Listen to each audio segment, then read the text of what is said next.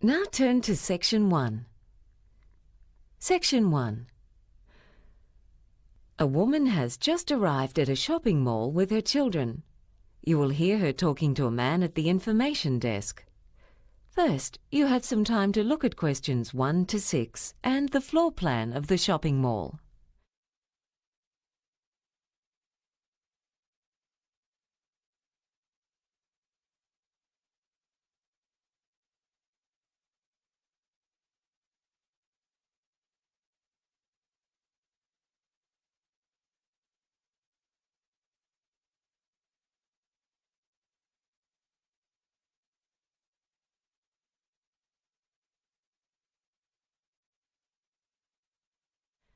Now listen and answer questions 1 to 6. Good morning. Can I help you? Yes, I've never been here before and I've just got a few questions about where a few places are here. Fine. Here's a floor plan of the mall. You can take that with you. But if you have any questions, I'd be very happy to help. Well, I'm afraid I always find these floor plans a bit confusing. So could you just show me exactly where we are on this? No problem. Here we are at the information desk, right in the middle, next to the escalators.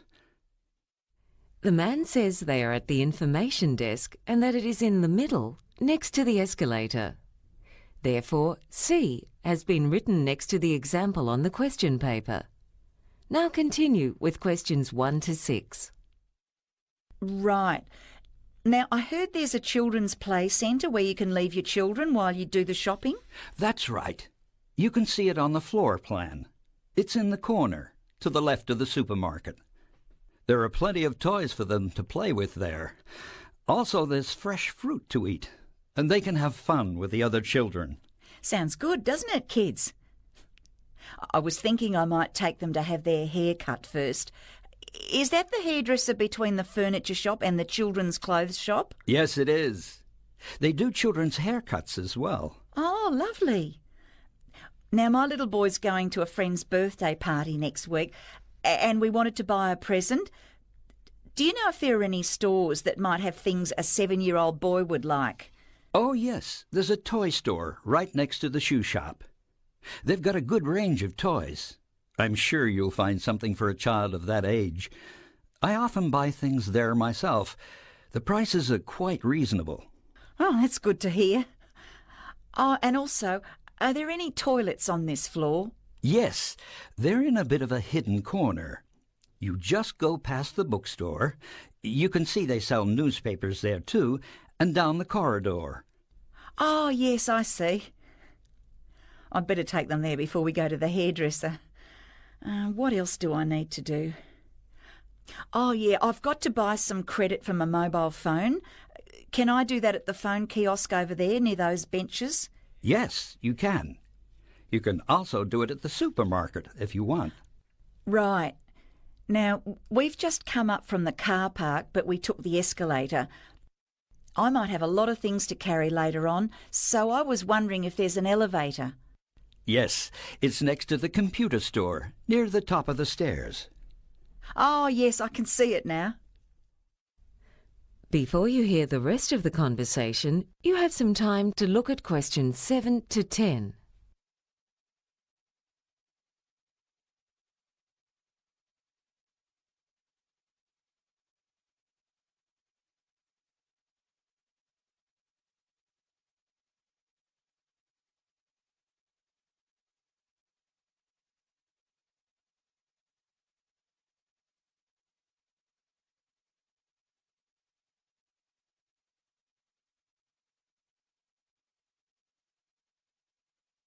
Now listen and answer questions 7 to 10. Oh, when I parked the car, I couldn't see how much you have to pay for parking. It's free for the first 2 hours, but after that it's $3 an hour. Oh, well, I think with all the things we have to do, we might be here for more than 2 hours. So if you park there for 3 hours altogether, you have to pay $3. And if it's 4 hours, you pay $6 and so on. Yes, that's right. Uh-huh. How about the Children's Play Centre? Is there any charge for leaving your children there? Oh no, that's a free service of the shopping mall. However, there's a policy that the children have to be at least 18 months old. Oh, my youngest is just 10 months old, but I'd rather keep her with me anyway. Also, we might need to get something to eat later. Is there any place to buy lunch? Oh yes, you can get all kinds of things at the food court, from snacks to fast food to healthy meals. There's a really good range. It's 2 floors up on level 5. It's best to take the elevator. Do you know if they have pizza? 'Cause both my kids really love pizza. Yes, they do. Oh, did you know you can watch a movie here, too? Yes, I've heard there's a cinema on the top floor. There might be something on that my kids would be interested in. Yeah, there are a couple of children's films on at the moment. Well, thank you very much. You've been a great help. My pleasure. That is the end of section 1. You now have half a minute to check your answers.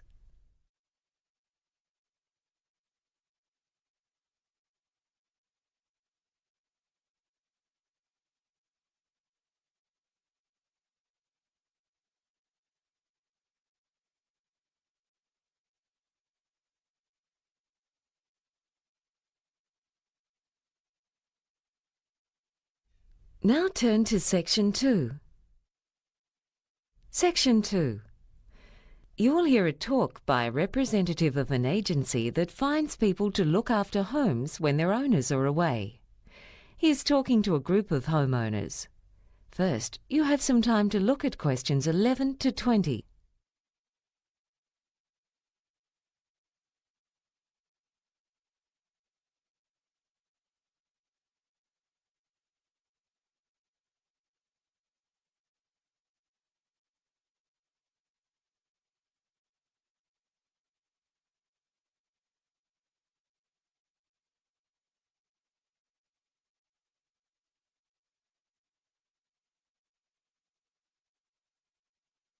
Now listen and answer questions 11 to 20. Good evening, ladies and gentlemen. I'm glad you've been able to make it to this introductory talk about our agency, which is called Contented Homes. My name's Gary, and I'm going to explain what our business involves. But first, I'd like to tell you something about the background of our agency. We commenced operations back in 1989. And essentially, our job is to find suitable people to live in and look after other people's homes while they're away. The homeowners, people like yourselves, might be away on holidays or temporarily working in another city or country, and they want to be sure that while they're away, their home will be secure, and that when they come back, everything will be in good condition. When we first started out, we conducted most of our business over the phone, but now the bulk of it is done over the Internet. Basically, this is how it works. Homeowners come to us when they need to find reliable, trustworthy people to take good care of their home for a limited period of time. The people who stay in your home and take care of it are called house sitters. The house sitters live at your place for periods of anything between 1 month and 2 years. There are all kinds of reasons why people house sit. Some are couples, others are single. Often they're saving up to buy their own home, or they may be renovating their own home and just need somewhere to stay temporarily, or they might have just moved to your city. Although house sitters don't pay you any rent when they're living in your home, they are required to pay any bills for the telephone, gas, electricity, and so on. So for the homeowner, this is not a way to make money. When someone registers with us to become a house sitter, they provide us with some of their personal details, such as their age and occupation. I need to stress here that our agency does not carry out a security check on the people who have registered with us to be house sitters. Many house sitters have references from people whose houses or apartments they've looked after in the past. It's up to you to check those references. Allowing someone to live in your home is not a decision to be taken lightly. So we also recommend that you meet with any prospective house sitters and interview them before deciding which person or people would be most suitable to look after your home in your absence. There are similarities between house sitters and tenants, but there are differences as well. House sitters don't have as many rights as people who have a lease on a property. As the homeowner, you can give a spare set of keys to your home to a neighbor, friend, or relative.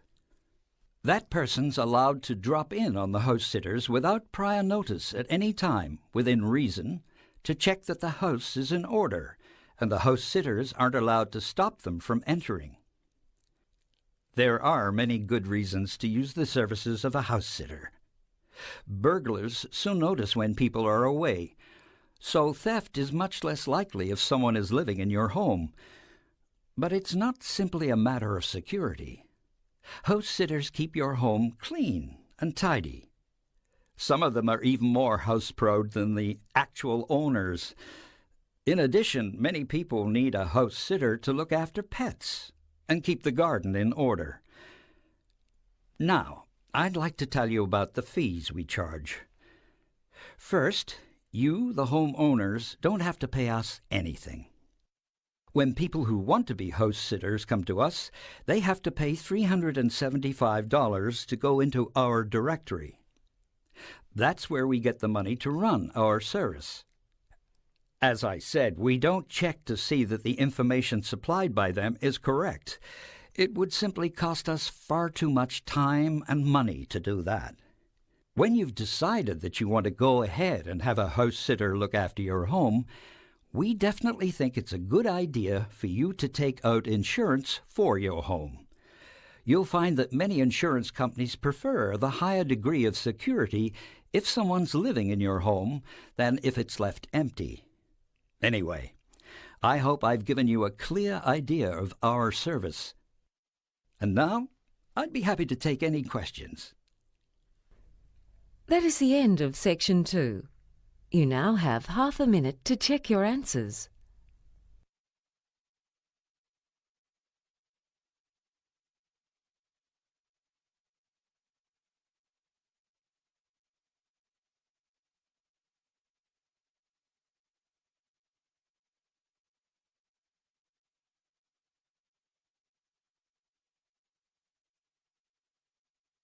Now turn to section 3. Section 3. You will hear 2 students talking to their teacher about a seminar paper they are preparing for their population studies class.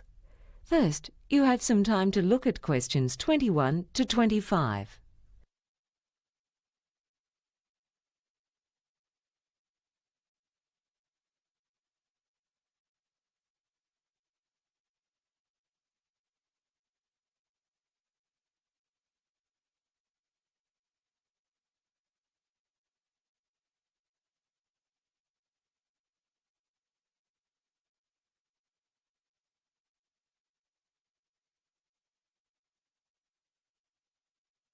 Now listen and answer questions 21 to 25.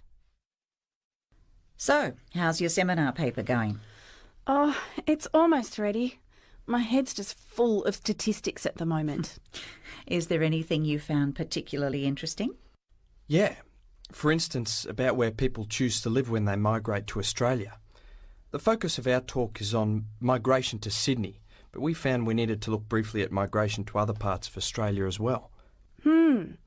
Most migrants go to the big cities, but it isn't the same for all nationalities. For instance, over the last 5 years, with the British, only about 1/3 of them altogether went to Sydney and Melbourne. So where did most of them go? Oh, all over the place. But for some reason, quite a few ended up over in Perth. Oh, that's not a bad place to live. No, but with the Chinese, 26% of them choose to live in Melbourne and 58% in Sydney. Really? Do you have any idea why the Chinese and British have such different settlement patterns? Well, not really. Sometimes it's hard to find out exactly why people choose to live where they do. There's a thriving Lebanese community in Melbourne, but more than 7 out of 10 people from Lebanon were drawn to Sydney. I see. So you've covered groups from Europe, East Asia and the Middle East. Do you have anything on people from other regions? Yes. When we went through data from the Department of Immigration and the Bureau of Statistics, we found that in the case of the Malaysians, for some reason only a minority chose Sydney and Melbourne, but I don't know exactly where most of them ended up. I think quite a few of them were attracted to Queensland because of the climate.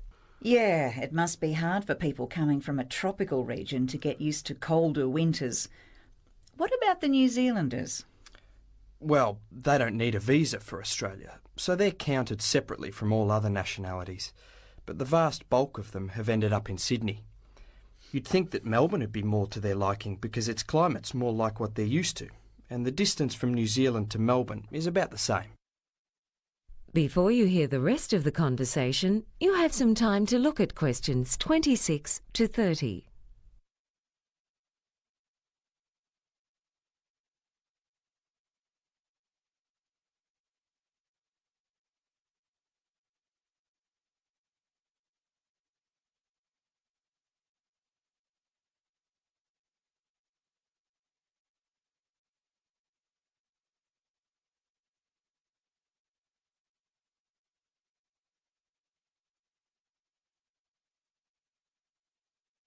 Now listen and answer questions 26 to 30. You also looked into why people choose the places they do, didn't you? Yes. Well, people often go where the work is. I mean, it's no use finding a nice place to live if you're going to be unemployed. But there's a more decisive factor, and that is that people generally like to live near their friends and relatives, and with people from their own country, so they won't be so isolated. And they do that despite the higher housing prices in the larger cities. Yeah, rents are getting ridiculous. But hasn't Sydney always attracted people? I mean, even people born elsewhere in Australia? Well, historically that was the case, but even though Sydney's grown a lot recently, there's been hardly any increase in the number of Australian-born people living in Sydney. Why is that? I mean, I can understand why people would be leaving. A lot of people feel Sydney's getting too crowded and hectic. But that can't be the reason, because they often end up in places such as southeast Queensland, where the infrastructure simply isn't coping with the rapid population growth and faster pace of life. The research shows that the ones leaving Sydney are particularly middle-aged and elderly people who own the place they live in. By selling their Sydney home when they retire and buying and living in a cheaper one elsewhere, they then have more funds left over. It must be difficult making that shift at their age. I think moving or migrating's hard for anyone. Quite right. But what effect is migration having? Well, there are all kinds of effects. But sociologists talk about a growing gap between Sydney and Melbourne on the one hand and the rest of the country on the other. You see, the most recent data shows that 60% of the overseas arrivals went to those two cities, even though Sydney and Melbourne combined have got just 40% of the country's population. But you've got to remember that Australia is one of the most urbanised countries in the world. A good 50% of the population live in the state capitals, not including the urban fringes. Is anything being done to promote growth in other regions? Well, the government's got several proposals. We need more people in rural areas, but no one's suggesting that we encourage farmers to migrate to Australia because agriculture is very capital intensive in this country. But the government's thinking about having lower tax rates on private firms that employ newly arrived migrants in towns outside Sydney and Melbourne. Of course, these days the government doesn't want to actually provide jobs for them, but they are willing to favour employers who employ them. Do you think that'd work? I don't know. There's nothing to stop them moving to one of the two big cities if they feel like it. Exactly. In fact, the statistics don't give the full picture. When they migrate, people very often initially live outside of Sydney. So in the statistics, they're recorded as having settled outside Sydney. but then after a while, many make the move to Sydney. So, the real picture's even more out of balance than what the statistics say. Statistics really can be a slippery thing sometimes, can't they? That's for sure. That is the end of section 3. You now have half a minute to check your answers.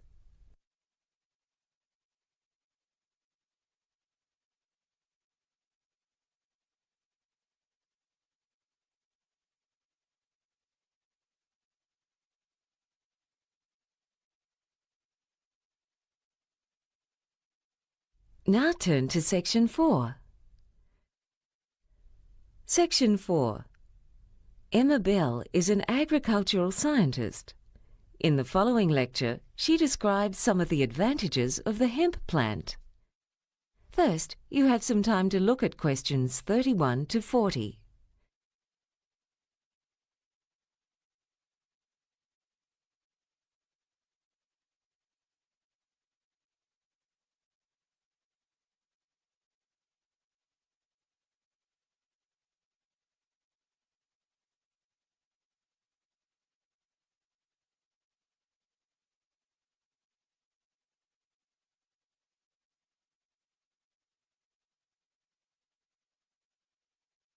Now listen and answer questions 31 to 40. When we think of progress, we tend to look to the future. However, the past can also provide inspiration. Today, I'd like to outline some of the many ways in which the hemp plant, a plant that was used very widely until the early 20th century, can benefit both humans and the environment. You may remember that when the use of computers became more widespread, there was much talk of the paperless office. Yet now far more paper is being used than ever before. Most of that paper is made from wood, but it can also be made from hemp. Hemp is a fast-growing annual plant that can be harvested within 4 months of germination, whereas a tree takes 20 years. This means that a hectare of hemp can produce 80 times as much paper as a hectare of trees. In fact, hemp was the main source for paper production until the 20th century, and the paper it makes is of superior quality to that made from wood. Many of the rivers in the vicinity of today's paper mills suffer the effects of pollution from bleach and other chemicals used in the manufacture of paper from wood. In contrast, paper made from hemp does not require bleach. So much clothing these days is made from cotton, yet fabric has been made from hemp for over 7,000 years. The trouble with cotton crops is that they take a heavy toll on the environment and are often dependent on irrigation.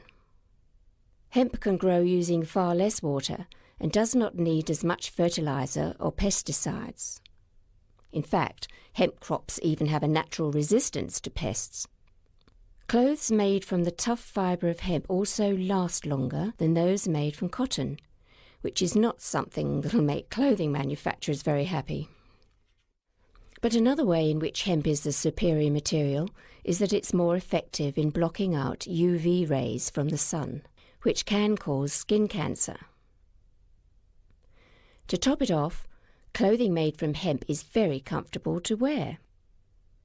In parts of the world that still don't have electricity, this versatile plant can also be used to light lamps.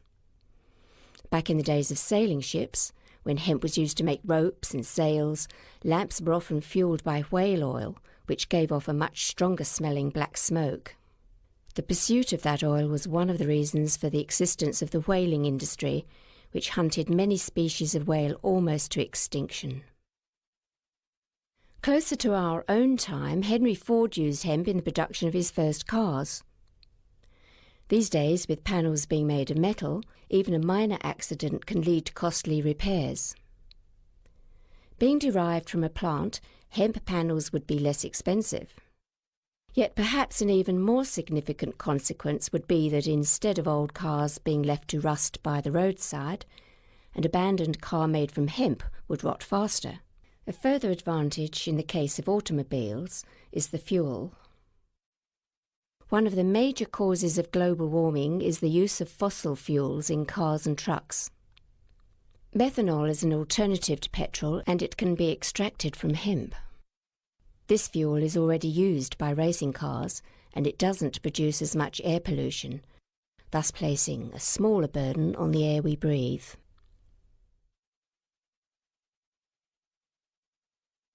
Hemp is also a source for a variety of foods. The oil that's obtained from the plant can be used to make cooking oil, butter, cheese, and even ice cream. Flour derived from hemp has a greater protein content than normal wheat flour, and its seeds contain all the amino acids, providing a form of protein that's more easily digested than that in soybeans. Carpets made from hemp are more durable than other carpets and are resistant to mildew, which grows in humid or damp conditions. It can also be used in the home to produce furnishings such as fibreboard, furniture, and even plastics. Paints and varnish made from petrochemicals contain poisons, whereas this is not the case with those produced from hemp. Hemp plants are best grown close together, and because they produce an abundance of leaves, the ground underneath the plants is shaded, which hinders the growth of weeds. So farmers don't have to spend money on potentially dangerous herbicides. It thrives in areas with low rainfall and may be useful in combating salinity because it doesn't need irrigation, and its long taproot can reach underground nutrients and water. As a fast-growing plant, it's an easily renewable, biodegradable and ecologically sustainable source of a vast range of products that are currently made from polluting resources, such as coal, metals, gas and oil. This is quite plainly a case where we can make progress by learning from the past. That is the end of section 4.